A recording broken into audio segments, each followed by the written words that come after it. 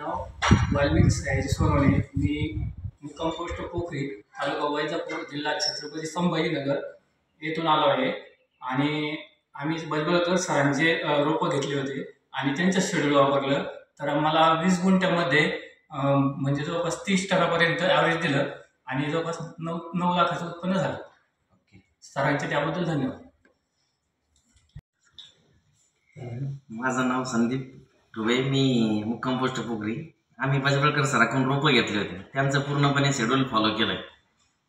पहिलंच वर्ष असताना मला 5,500 रोपाला 33 टन माल निघाला आणि 11.5 लाख रुपये झाले. हे उत्पन्न सांगण्यासाठी खास सरांची भेट घेण्यासाठी आम्ही आलेलो.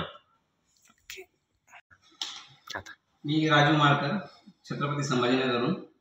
मागच्या वर्षी आम्ही सरांची 21+ ही व्हरायटी लावली होती. एक 6,000 रुपये 20 गुंठ्यामध्ये लावले होते. तर 31 टन माल निघाला. क्वालिटी पण खूप सुंदर निघाली.